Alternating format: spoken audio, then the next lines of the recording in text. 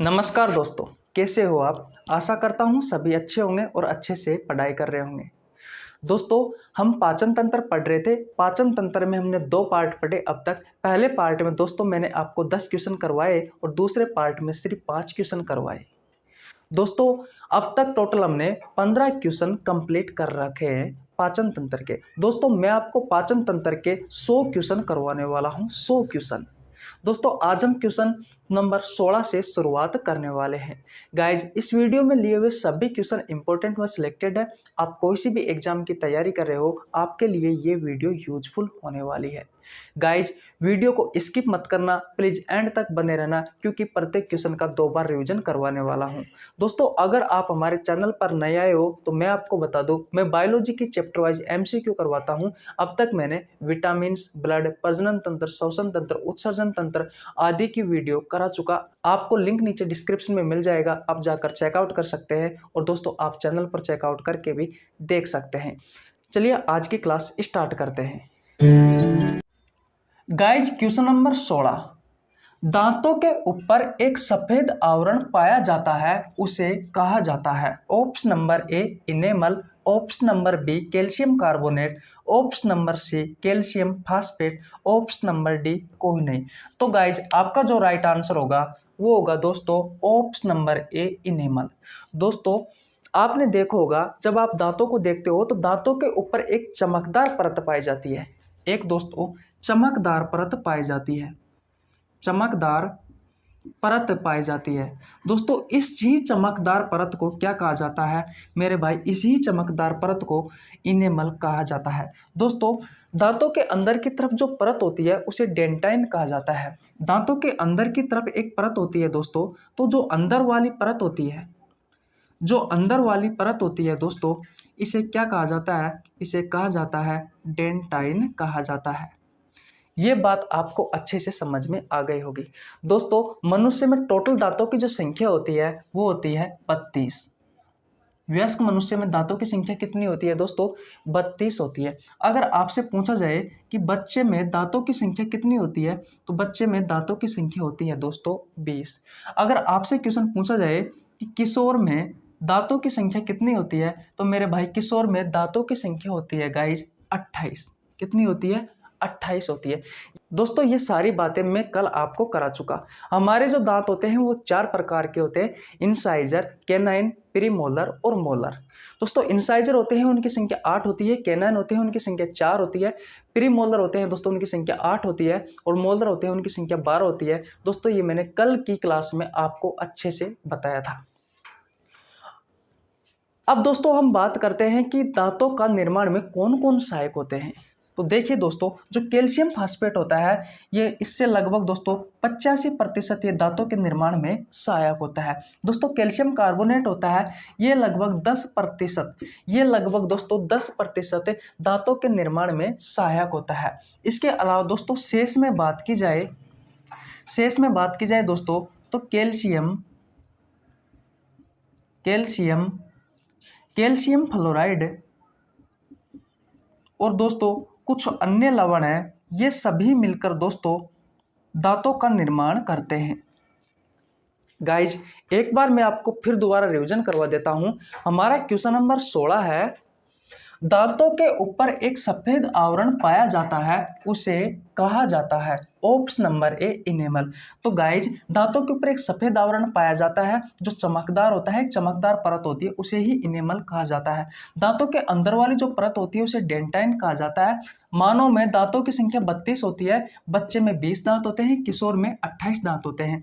दोस्तों, लगभग हमारे दांतों के निर्माण में 85% कैल्शियम फास्फेट सहायक होता है, कैल्शियम कार्बोनेट 10% सहायक होता है, और दोस्तों शेष में कैल्शियम फ्लोराइड और दोस्तों कुछ अन्य लवण मिलकर दांतों का निर्माण करते हैं। तो ये सारी बातें आपको अच्छे से समझ में आ गई होगी। दोस्तों, मैंने बताई हुई सभी बातें आपकी एग्जाम की दृष्टि से इंपॉर्टेंट है। दोस्तों, अगर आप हमारे चैनल पर नए आए हो तो दोस्तों हमारे चैनल को सब्सक्राइब कर लीजिए, बेल आइकन को प्रेस कर लेना, जिससे आपके पास हमारी वीडियो का नोटिफिकेशन टाइम टू टाइम पहुंच सके और दोस्तों हम लगातार मिलते रहे। अब देखते हैं दोस्तों अगले क्वेश्चन की ओर। दोस्तों, अब बात करते हैं हम क्वेश्चन नंबर 17 की। आइए देखिए। गाइज क्वेश्चन नंबर 17 है, हमारे दांत किस गुहा में स्थित होते हैं? ऑप्शन नंबर ए मुख गुहा में, ऑप्शन नंबर बी लुगदी गुहा में, ऑप्शन नंबर सी वक्षीय गुहा में, ऑप्शन नंबर डी उदर गुहा में। तो गाइज आपका जो राइट आंसर होगा वो होगा ऑप्शन नंबर बी लुगदी गुहा में। आपके दांत दोस्तों किस गुहा में स्थित होते हैं? लुगदी गुहा में स्थित होते हैं। अब आपको दोस्तों सबसे पहले क्या जानना है? ये गुहा जानना है कि एक्चुअली में ये गुहा क्या होती है। दोस्तों हमारे शरीर में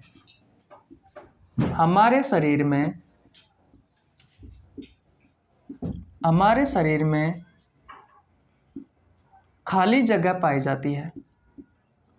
हमारे शरीर में खाली जगह पाई जाती है, उसी ही खाली जगह को दोस्तों गुहा कहा जाता है। अगर दोस्तों आपसे जो क्वेश्चन पूछा है वो ये पूछा है कि जो हमारे दांत होते हैं ये किस गुहा में स्थित होते हैं, यानी कि दांतों में जो खाली जगह पाई जाती है उस गुहा को क्या कहा जाता है, तो दोस्तों उस गुहा को कहा जाता है लुगदी गुहा, और दोस्तों इसे इंग्लिश में कहा जाता है पल्प कैविटी। दोस्तों हमारे मुंह के अंदर जो रिक्त स्थान पाया जाता है उसे कहा जाता है मुख गुहा। मुंह में जो रिक्त स्थान पाया जाता है उसे कहा जाता है मुख गुहा, और इसे इंग्लिश में बक्कल कैविटी कहा जाता है। दोस्तों हमारे सीने में जो रिक्त स्थान पाया जाता है, जो खाली जगह पाई जाती है, उसे कहा जाता है दोस्तों वक्षीय गुहा, थोरेसिक कैविटी कहा जाता है। दोस्तों हमारे पेट में जो रिक्त स्थान पाया जाता है दोस्तों उसे कहा जाता है उदर गुहा। यहाँ तक बात आपको क्लियर है? इसके अलावा दोस्तों कुछ महत्वपूर्ण बातें हैं वो भी मैं आपको बता देता हूँ। दोस्तों हमारे मस्तिष्क में जो खाली जगह पाई जाती है उसे कहा जाता है कपाल गुहा, उसे कहा जाता है दोस्तों कपाल गुहा, और इसे इंग्लिश में क्रेनियम कैविटी भी कहा जाता है। जिस तरीके से दोस्तों हमारी जो किडनी होती है वो पेक्टोरियल कैविटी में स्थित होती है, उसी तरीके से दोस्तों हमारे जो दांत होते हैं वो लुगदी गुहा यानी कि पल्प कैविटी में स्थित होते हैं। गाइज आशा करता हूं ये क्वेश्चन आपको समझ में आ गया होगा। एक बार मैं आपका रिवीजन करवा देता हूं। दोस्तों हमारे दांत किस गुहा में स्थित होते हैं? मुख गुहा में स्थित होते हैं, लुगदी गुहा में स्थित होते हैं, वक्षी गुहा में स्थित होते हैं, या फिर उदर गुहा में स्थित होते हैं। तो गाइज आपका जो राइट आंसर होगा वो होगा ऑप्शन नंबर बी लुगदी गुहा में यानी पल्प कैविटी में स्थित होते हैं। दोस्तों मुंह में जो खाली जगह पाई जाती है उसे मुख गुहा कहा जाता है, सीने में जो खाली जगह पाई जाती है उसे वक्षीय गुहा या फिर दोस्तों थोरेसिक कैविटी कहा जाता है, पेट में जो खाली जगह पाई जाती है उसे उदर गुहा या फिर दोस्तों एब्डोमिनल कैविटी कहा जाता है। दोस्तों मैंने बताया कि जो गुहा होता है वो क्या होती है, हमारे शरीर में जो खाली जगह पाई जाती है उसे गुहा या कैविटी कहा जाता है। मस्तिष्क में जो खाली जगह पाई जाती है उसे कपाल गुहा या फिर दोस्तों क्रेनियम कैविटी कहा जाता है। उसी तरीके से दोस्तों हमारी जो किडनी होती है वो जिस कैविटी में स्थित होती है उस कैविटी को दोस्तों पेक्टोरियल कैविटी कहा जाता है। तो दोस्तों ये क्वेश्चन आपको अच्छे से समझ में आ गया होगा। अब चलते हैं दोस्तों अगले क्वेश्चन की ओर। दोस्तों अब बात करते हैं हम क्वेश्चन नंबर 18 की। देखिए क्वेश्चन नंबर 18, तंबाकू का सेवन करने पर हमारे दांत पीले किस कारण पड़ जाते हैं? ऑप्शन नंबर ए निकोटीन के कारण, ऑप्शन नंबर बी सिगरेट की धुआं के कारण, ऑप्शन नंबर सी फ्लोराइड के कारण, ऑप्शन नंबर डी कोई नहीं। तो गाइज आपका जो राइट आंसर होगा वो होगा ऑप्शन नंबर ए निकोटीन के कारण। दोस्तों जब आप लगातार तंबाकू का सेवन करते हैं तो दोस्तों आप देखते हो कि आपके दांत धीरे धीरे पीले पड़ने लग जाते हैं। दोस्तों उसके पीले पड़ने का कारण क्या है? दोस्तों तंबाकू में निकोटीन पाया जाता है, और इसी ही निकोटीन के कारण हमारे दांत धीरे धीरे पीले पड़ने लग जाते हैं। तो गाइज आपका जो राइट आंसर होगा वो होगा ऑप्शन नंबर ए निकोटीन के कारण हमारे दांत पीले पड़ने लग जाते हैं। यहां तक बात क्लियर है? अब दोस्तों एक क्वेश्चन यहां से और पूछा जाता है आपकी एग्जाम में कि दोस्तों अगर मान लीजिए पानी है, इस पानी में फ्लोराइड की मात्रा अधिक हो जाती है, इस पानी में फ्लोराइड की मात्रा अधिक हो जाती है तो दोस्तों आपको एक बीमारी हो जाएगी। उस बीमारी का नाम है दोस्तों फ्लोरोसिस। उस बीमारी का नाम है फ्लोरोसिस। उस बीमारी का नाम है दोस्तों फ्लोरोसिस।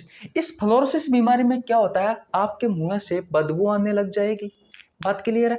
आपके मुंह से बदबू आने लग जाएगी, आपके जो दांत है वो धीरे धीरे पीले पड़ने लग जाएंगे और दोस्तों आपके दांत खराब होने की संभावना पूर्णतः हो जाती है इस बीमारी में।